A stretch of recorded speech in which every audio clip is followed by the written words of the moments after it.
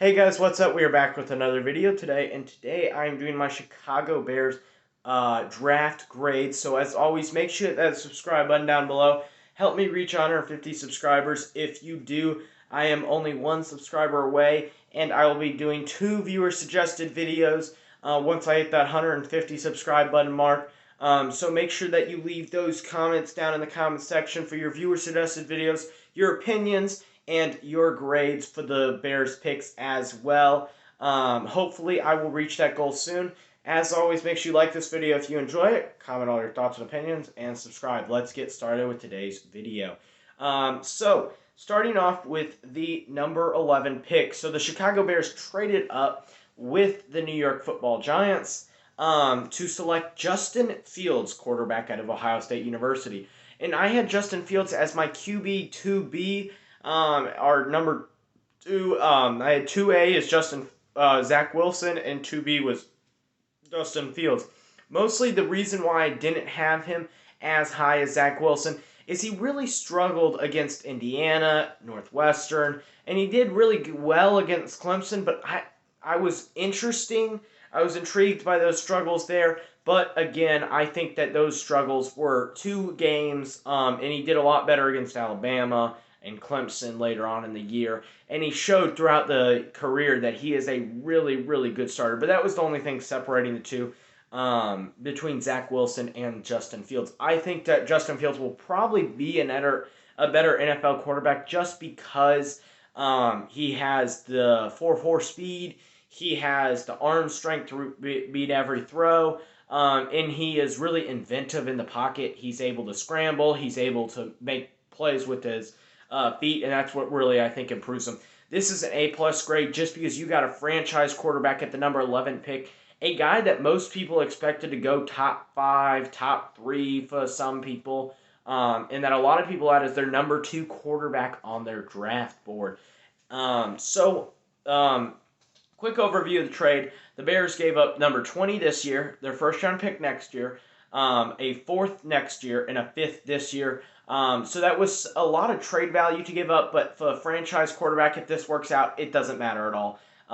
That is definitely something that I think is a good trade as long as Justin Fields works out. At the 39th overall pick, the Bears traded up again, 13 slots, to select Tevin Jenkins, offensive tackle out of Oklahoma State. This is a guy that a lot of Bears people, a lot of Bears fans, a lot of media had them selecting in the first round with their 20th overall pick, and they got him at number 39. This is a great value. Even though you gave up your third rounder, your second rounder, and your fifth round, one of your sixth round picks, I think it is a great trade value because you got their 39 overall pick, you got a fifth round pick back.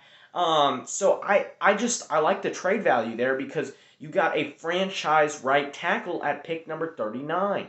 And that's just not something that you see in most times. And especially in this draft that was a deep offensive tackle class, I had I had Tevin Jenkins as my offensive tackle number 3. And even though it's a deep offensive tackle class, I think that there is a big difference between Tevin Jenkins and Liam Eichenberg and Jalen Mayfield and Samuel Cosby, who were picked after him. So I think even though that you traded up in a deep offensive tackle class, I think that it was good that you did because this guy is going to be a mauler, and especially he fits the right tackle mold that you kind of need him to be. At number 151, a big weight for Bears fans, the Bears decided to select Larry Borom, offensive tackle / offensive guard out of Missouri. So this is kind of more of a developmental pick just because the Bears kind of needed to add depth to the offensive line. Even though you have Germain Ifedi and you have Alex Bars, it would be nice to be able to replace Charles Leno next year. And if this guy does pan out as that developmental offensive tackle, that swing tackle, he maybe could replace a Charles Leno. And even though you think that's crazy, he was a 5th round pick, he's a developmental guy. Well, the Bears got Charles Leno in the 7th round out of Boise State. So it's something that maybe the Bears do next year. Maybe they draft an offensive tackle, but it gives them a lot of depth and an offensive line that was really, really scarred with injuries last year with Cody Whitehair out for some time and James Daniels out for most of the year.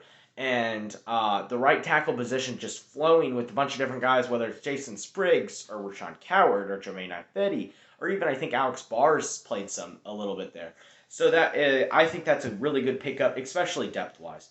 At number 217, the Bears selected Khalil Herbert, running back slash kick returner.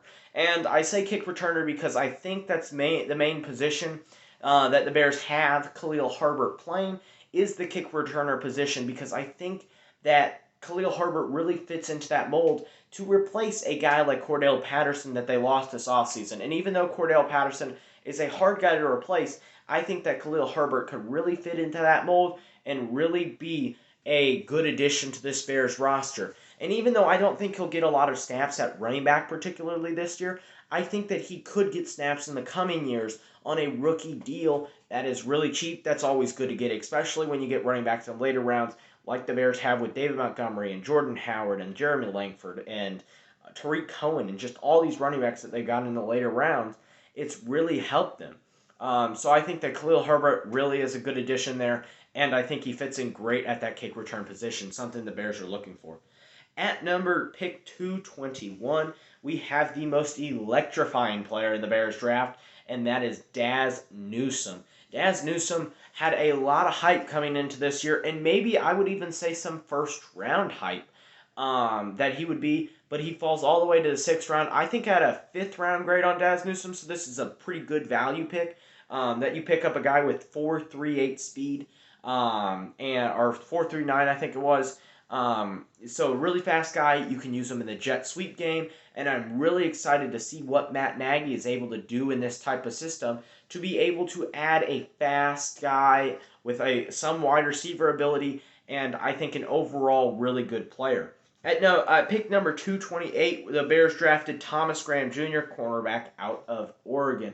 The one thing that I want to say about this pick is a lot of people don't realize how good Thomas Graham is compared to what people think he is. Thomas Graham opted out of the 2020 season for Oregon, and I understand this. I understand this a lot more than people who opted out for the Big Ten season or the Big 12 season or the SEC or the ACC seasons, just because all those seasons were normal and were like 10, 12, 8, 9 games. At least 8 games, I think, in every conference those teams played. And the thing is that the Pac-12, I think they played like 6 total games. Some teams played 4 or 5.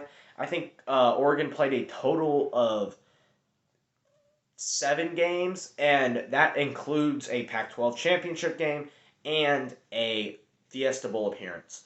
So I think that this guy who opted out for the season and that really had a lot of good stuff coming into that 2020 season and a lot of hype around him, I think that he'll be a good developmental cornerback, and at least this gives you another guy that compete for that cornerback spot, that cornerback 2 spot, with Desmond Trufant and Artie Burns and Kindle Vildor and Trey Roverson.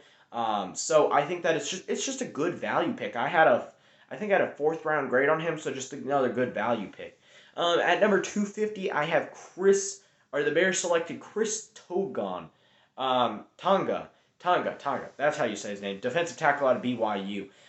This guy is just a mauler. I had a 4th round grade on him, and I was shocked to see that he was still there in that round.